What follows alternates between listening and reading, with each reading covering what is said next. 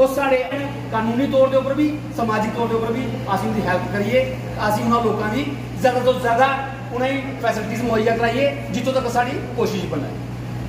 इस संदर्भ के अज साढ़े जम्मू तो Shri Sushil Sharma chairman all J&K disable welfare trust के जो चेयरमैन मिस्टर सुशील शर्मा वो आ रहे, मैं उनका वेलकम करना और चाहना कि स्टेज पर आ Sushil Sharma ji please. UT handicapped forum के जे चेयरमैन एक घगवाल तो मैं इन्हें भी बोलूँगा कि कृपा करिए स्टेज पर आन, ताड़ी में जाना। Founder member of this organization change maker का फाउंडर मेंबर होने के नाते अज तक फिलहाल इसका सैकटरी भी मैं है, सेवकर भी मैं ही बोलना, इसी चलाने की जिम्मेवारी भी साड़ी है सारे की। ये जी संगठन अज उपर बैठे का है, इसका अज इतने आने का मकसद तुम सारे इकट्ठे करने का मकसद ये है कि अज दो बंदे ने जोड़े इस जोड़ा ये ऑर्गेनाइजेशन का जो संगठन रजिस्टर कराना गले ये असी दो बंदे ने जोड़े वो अज अं नॉमीनेट कर रहे हैं, जिसे कि असी अपने डिस्ट्रिक्ट कठुआ का प्रेजिडेंट बनाना है और उसके बाद नंबर सैकेंड वाइस प्रेजिडेंट बनाना है, जिसे वास्ते अज मेन मकसद इसे बॉडी फ्रेम करिए ताकि तुहानू कम से कम 2 तो 3 इंसान जो लभन कि जो थोड़े कन्नै खड़ोन थोड़ी एमरजेंसी जो तुहानू जरूरत हुआ है। कुलभूषण कुमार जी अज चेंज मेकरस के प्रेजिडेंट जोड़े घोषित किए जाते हैं। इसके बाद जो भी कानूनी प्रतिक्रिया वो होगी इस रजिस्ट्रेशन कराने की।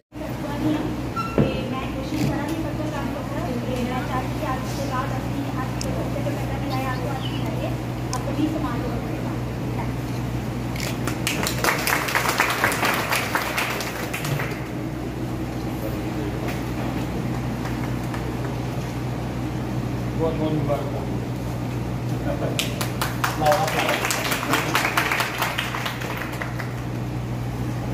मैडम आ गया मैं फोन आ गया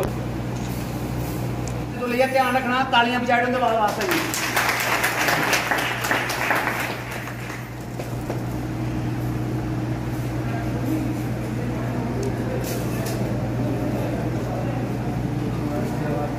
बहुत बहुत मुबारक।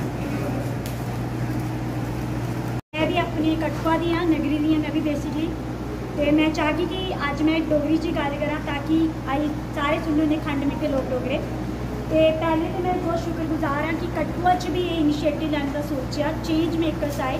चेंज मेकरस अपना बहुत बड़ा एक मतलब है सोचा जाए तो चेंज मेकरस है कि असी किसी का बदलाव लाने का ही सोचते, पर सब तो पहले सानू यह बदलाव लिया पौना कि असी किसी भी डिसेबल की खास करी या स्पैशली एबल आखने या किसी और नाम कन्नै आखने वो बैटर है कि जो माँ प्यो ने नाम दिता है वो कन्नै उसी बुलाचे, क्योंकि वो पहचान है। अगर असी नॉर्मल इंसान की मिगी जियां कोई ऋतिक आखता है तो उसकी जो डिसेबल है उसी असी हैंडीकैप या उसी क्या आखने कि ऑटिज्म है, उसी डाउन सिंड्रोम है, असी वो चीज़ा ना काउंट करते उसी ना तो आके जी मेरी ऑर्गेनाइजेशन है बिलाफ्रेज वो इन्हीं लोगों का काम करने होने और पिछले 9 साल तो काम करते आ रहे हैं और कठुआ च भी असी काम करने। अगर कल की चेंज मेकर्स की भी साड़ी कोई हेल्प की जरूरत होती है या कोई भी सपोर्ट की जरूरत है तो अपनी हर टाइम थोड़े करना।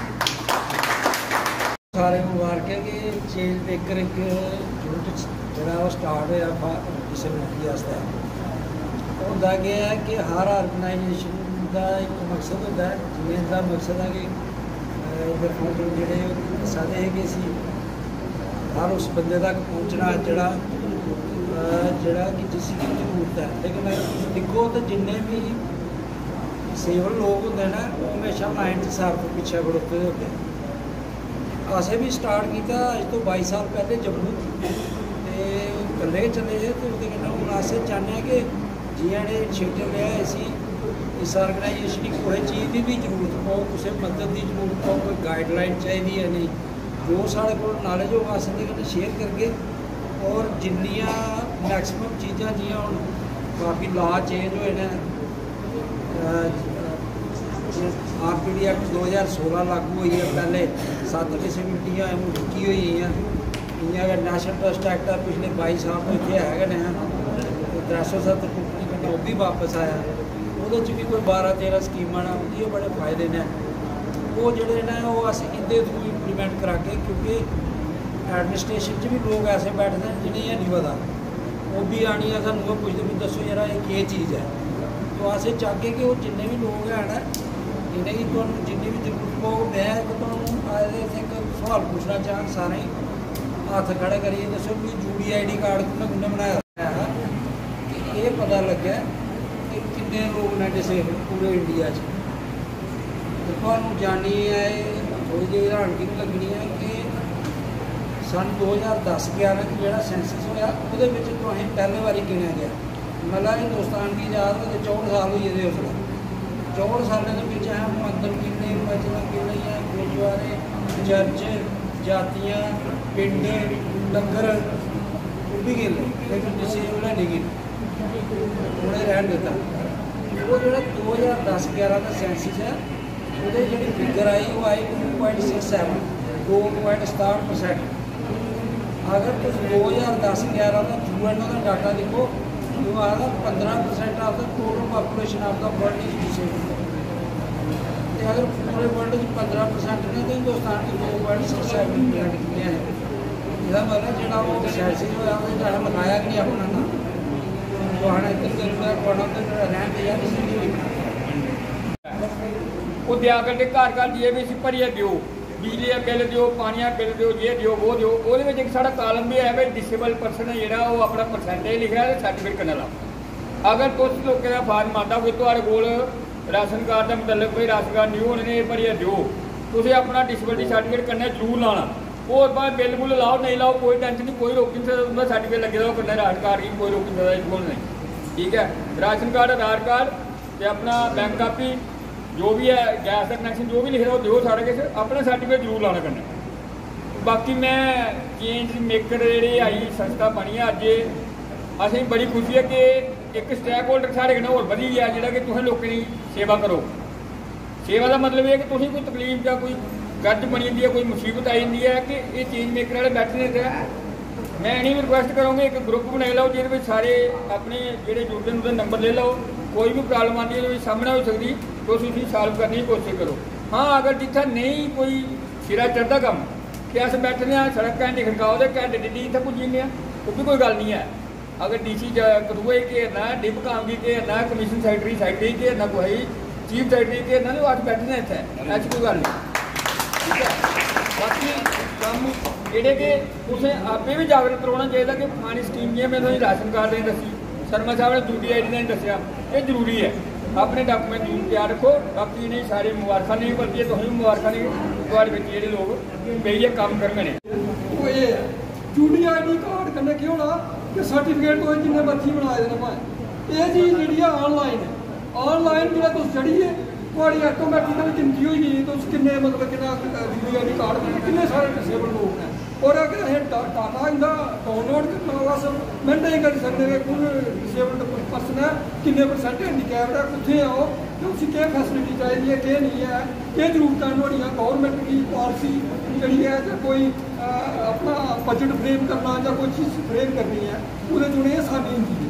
तो अस जोर भरा करने आस्तै पिछले मिले साढ़ी पूरी टीम प्रिंसीपल सैकटरी मैडम गी मिले हैं और उ'नेंगी असें जोर दित्ता कि UDID कार्ड है ना ये कंपलसरी किया जा ਜਿਹੜੇ ਚੇਂਜ अपने चेंज मेकर दे मैं अपने प्रेसिडेंट साहब ते वाइस प्रेसिडेंट साहब जी आखूँगा अपने रंजीत ने भी अगुवाई दे सम्मानित कर पिछे सामने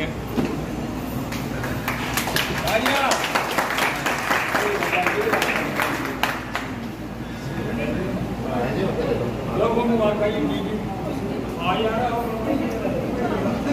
सारे को ये आ रहे हैं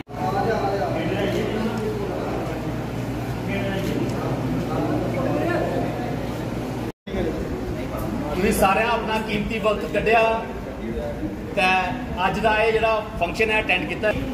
ਸਾਡੀ ਜਿਹੜੀ ਸੰਸਥਾ ਦਾ ਨਾਮ ਹੈ ਚੇਂਜ ਮੇਕਰਸ। ਛੋਟੀ ਛੋਟੀਆਂ ਚੇਂਜਾਂ ਚੀਜ਼ ਦਾ ਹੱਲ ਹੁੰਦਾ ਜਗਦਮ ਕੋਈ ਚੀਜ਼ ਦਾ ਹੱਲ ਨਹੀਂ ਹੁੰਦਾ। ਇਹ ਸੁਸ਼ੀਲ ਸਰ ਨੇ ਚੰਦਾ ਸਰ ਨੇ उमेश सर ने ये सारा एक संगठन है साड़ी कॉल पर ये लोग इतना ये ऊपर कोई भी किसी भी तरह चाहे किसी कोई हॉस्पिटलाइजेशन की प्रॉब्लम है चाहे किसी कोई एज ए सोशल एक्टिविस्ट और एज ए यूथ मैं तो इस चीज़ को आश्वस्त करा मेरी प्रायोरिटी देगा और उसी प्रायोरिटी बेसिस पर सॉल्व करने की कोशिश करता।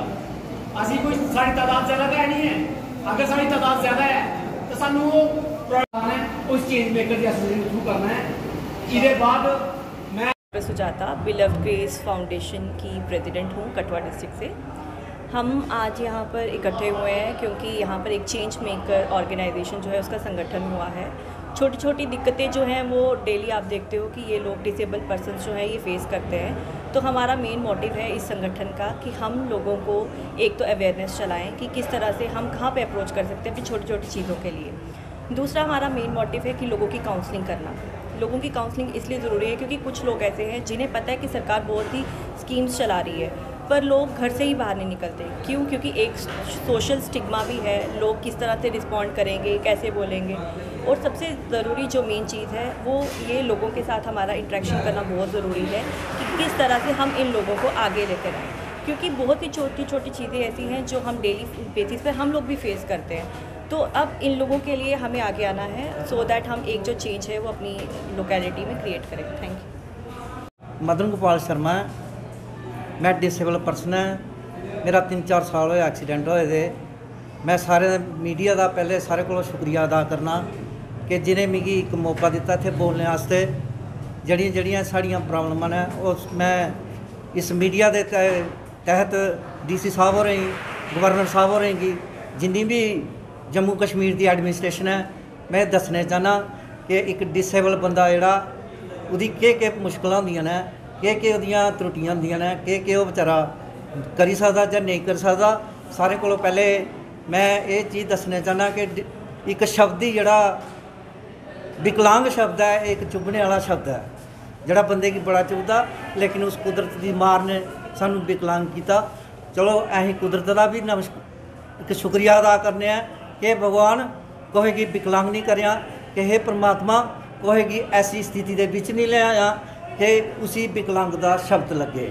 और मीडिया के तहत मैं सारी एडमिनिस्ट्रेशन की ये दसना चाहना कि जिन्ना सानू फैसिलिटी मिलती है अन्न की, अजे तक जी मोदी होरें स्कीम शुरू की दी है, मैं एक बारी अन्न नहीं लिया है।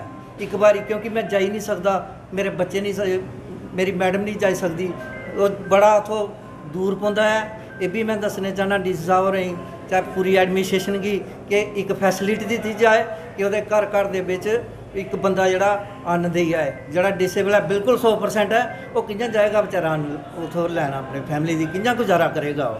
और मैं और भी कई किस्म दी प्रॉब्लम ने, जिसमें साड़ी एक पेंशन है, एक पेंशन जी 1000 रुपया की गई है।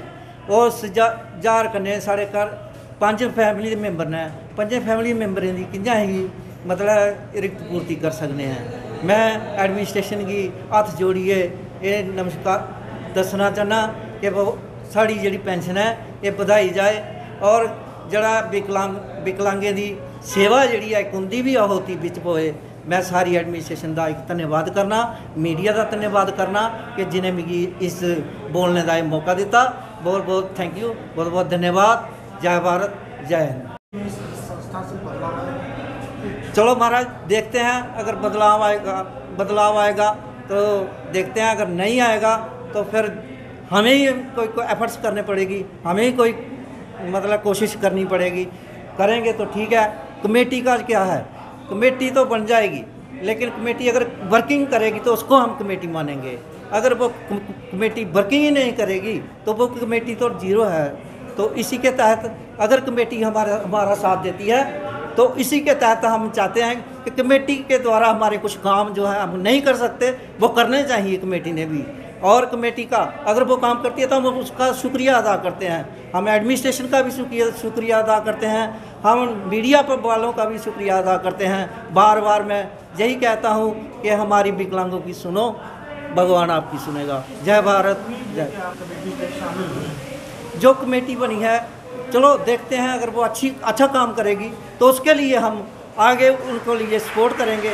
अगर वो फिट बैठेंगे इस कमेटी के लिए तो इस संस्था के लिए फिट बैठेंगे तो हम उनको आगे भी सपोर्ट करते रहेंगे।